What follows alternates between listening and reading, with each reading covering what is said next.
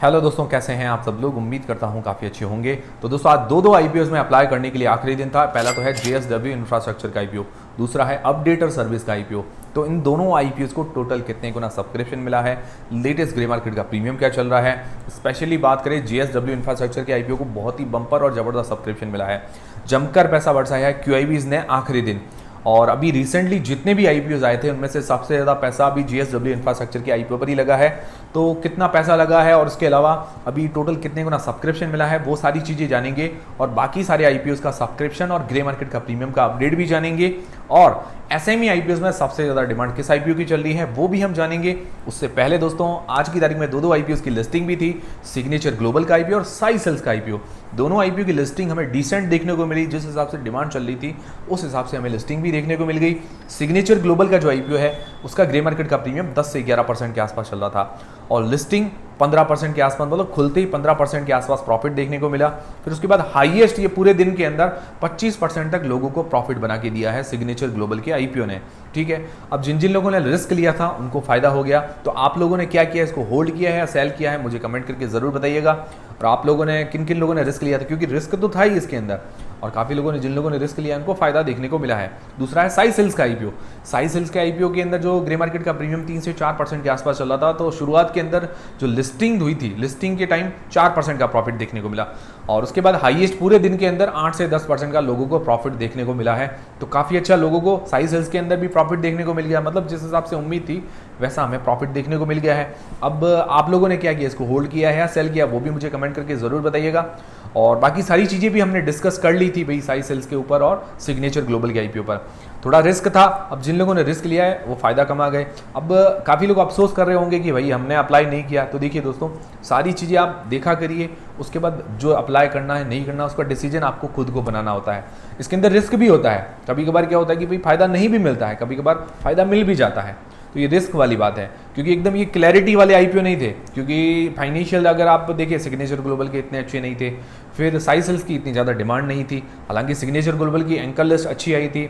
तो ये सारी चीज़ें क्या है कि अब आपको डिसाइड करनी कि भाई आगे हमें करना क्या है। और बाकी पछताने की कोई ज़रूरत नहीं है, रोज़ नए आईपीओ आते हैं और रोज़ नए आईपीओ आते हैं। क्योंकि जैसे मूवी के अंदर डायलॉग है ना कि बस, ट्रेन और छोकरी के पीछे कभी नहीं भागने का, क्योंकि एक जाएगी तो दूसरी आएगी। उस हिसाब से एक आईपीओ जाएगा तो दूसरा भी आएगा, तो टेंशन लेने की ज़रूरत नहीं है। और भी आईपीओ आएंगे और भी शेयर आएंगे।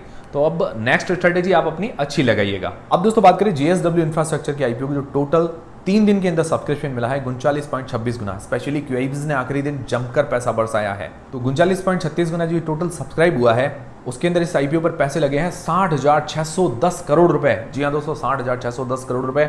अभी हाल ही में जितने भी आईपीओ आए हैं उनमें से सबसे ज़्यादा पैसा इस आईपीओ पर लगा है। और उसके अलावा इसका इश्यू साइज भी बड़ा था, पर उस हिसाब से पैसा भी जमकर बसाया है। क्यूआईबी पोर्शन जो है 75% का था और क्यूआईबीज ने 50,000 करोड़ से भी ऊपर इस आईपीओ पर पैसे लगाए हैं। तो क्यूआईबी पोर्शन 75% था, बाकी एनआईआई पोर्शन 15% और रिटेल पोर्शन 10% का ही था। तो क्यूआईबीज ने भी जमकर फायदा कमाया है। फिर एनआईआई पोर्शन टोटल 16.83 गुना सब्सक्राइब हुआ है। इसके अंदर बिग एचएनआई 17.94 गुना सब्सक्राइब हुआ है और स्मॉल एचएनआई करीबन 14 गुना के आसपास सब्सक्राइब हुआ है। तो बिग एचएनआई के अंदर जो अलॉटमेंट के चांसेस बन रहे हैं, 4 में से 1 को इसका अलॉटमेंट मिल सकता है और स्मॉल एचएनआई के अंदर 14 में से 1 को इसका अलॉटमेंट मिल सकता है। मतलब ये अलॉटमेंट की चांसेस है एचएनआई कैटेगरी के अंदर। रिटेल कैटेगरी के अंदर 10.86 गुना सब्सक्राइब हुआ है। एप्लीकेशन वाइज करीब 9 गुना के आसपास सब्सक्राइब हुआ है। तो रिटेल पोर्शन के अंदर 9 में से 1 को इसका अलॉटमेंट मिल सकता है। तो इतने चांसेस हैं। तो मतलब देखा जाए तो रिटेल पोर्शन के अंदर 10 से 11% चांसेस है। सबसे ज़्यादा चांसेस बिग एचएनआई कैटेगरी के अंदर है। बिग एचएनआई कैटेगरी के अंदर करीबन 25% के चांसेस है, 4 में से 1 को। मैंने 1 लॉट बिग एचएनआई कैटेगरी के अंदर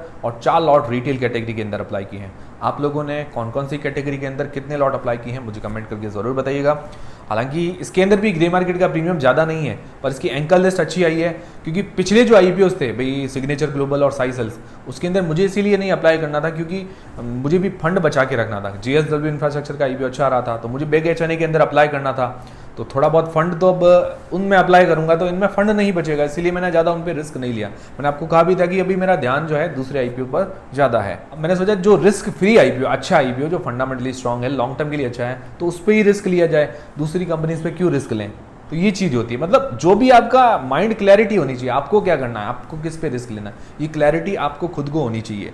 बाकी सारी चीज़ें तो मैं क्लियर कर ही देता हूँ, रिव्यू वगैरह है, सारी चीज़ें बता देता हूँ, एंकल रिस्क, जीएमपी। तो अब डिसीजन जो है आपको अपनी रिस्क के हिसाब से बनाना है। इसीलिए मैं रोज कहता हूँ कि भाई कोई भी डिसीजन ले तो अपनी रिस्क और अपना एनालिसिस भी साथ में लगाएं। और अब जीएमपी चल रही है 20 रुपये पर शेयर है और 126 शेयर का लॉट है, 2520 2520 रुपये एक लॉट पर फायदा बता रहा है। परसेंटेज वाइज 17%, 20% से कम है, बट फिर भी काफ़ी लोगों ने इस पर रिस्क लिया है क्योंकि एंकल लिस्ट अच्छी है, कंपनी अच्छी है और JSW ग्रुप काफ़ी बड़ा ग्रुप है, इस कारण काफ़ी लोगों ने इस पर रिस्क लिया है। फिर दोस्तों अपडेटर सर्विस इसकी डिमांड नहीं थी, 2.96 गुना ही सब्सक्राइब हो पाया है। मैंने पर्सनली इस IPO में अप्लाई नहीं किया, आप लोगों ने किया है या नहीं किया मुझे कमेंट करके जरूर बताइएगा। और बाकी इसका सेक्टर अच्छा है, बाकी ज़्यादा इसके अंदर कोई नेगेटिव्स नहीं थे, वैल्यूएशन थोड़ी सी आई थी, सेक्टर इसका ठीक है, आने वाले टाइम में डिमांड रह सकती है। और NII पोर्शन इसके अंदर अंडर सब्सक्राइब रहा है और टोटल इस IPO पर पैसे लगे हैं करीबन 1000 करोड़ रुपए। ग्रे मार्केट के अंदर अभी तक कोई भी डिमांड नहीं है।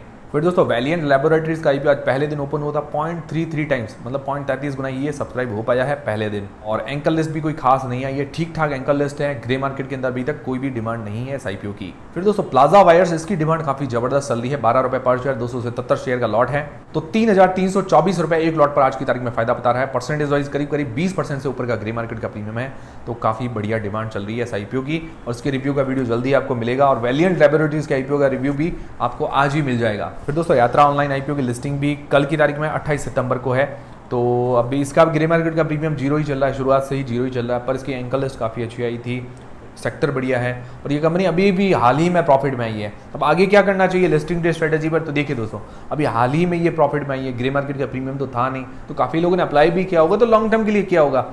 तो मुझे भी ऐसा ही लगता है कि भाई लॉन्ग टर्म में इसको अगर आप चांस देना चाहते हैं, भाई लॉन्ग टर्म के अंदर चांस देके देखिए, क्योंकि अगर आने वाले टाइम में अगर ये लगातार प्रॉफिट जनरेट करती है, जैसे अभी FY23 में हाल ही में थोड़ा बहुत प्रॉफिट जनरेट किया, अगर आने वाले टाइम में और बढ़िया प्रॉफिट जनरेट करती है, लगातार अपना प्रॉफिट मेंटेन रखती है, तो ये IPO बहुत ही मतलब ये कंपनी बहुत ही बढ़िया साबित हो सकती है और अच्छा रिटर्न प्रोवाइड करवा सकती है, क्योंकि सेक्टर बढ़िया है। जो भी ट्रैवल टूरिज्म ऑनलाइन बुकिंग करती है उसका सेक्टर ठीक है, और देखिए आगे अगर ये लॉस जनरेट करती है तो नुकसान भी हो सकता है, तो ये रिस्क वाली बात है। पर्सनली मैंने अप्लाई नहीं किया, पर मुझे लगता है कि अगर लिस्टिंग के बाद और डाउन जाता है तो मैं इसको हो सकता है कि खरीदने की कोशिश करूंगा, बाकी अभी मेरा विचार नहीं था।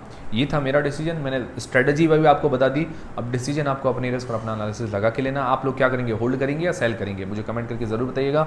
और इसके अंदर अगर लिस्टिंग गेंस मिल जाए तो बढ़िया बात होगी, और मुझे लग रहा है कि भाई थोड़ा बहुत लिस्टिंग गेंस मिल सकता है 4 से 5%, ऐसा उम्मीद है। नेगेटिव लिस्टिंग की उम्मीद नहीं नजर आ रही है। दोस्तों मनोज वैभव ज्वेलर्स 3% के आसपास ग्रे मार्केट का प्रीमियम है। और बात करें SME IPOs के अंदर, तो SME IPOs के अंदर गोयल सॉल्ट है, उसकी डिमांड चल रही है करीबन 70% के आसपास। बाकी किसी भी IPO की डिमांड अभी 50% या उसके आसपास नहीं चल रही है।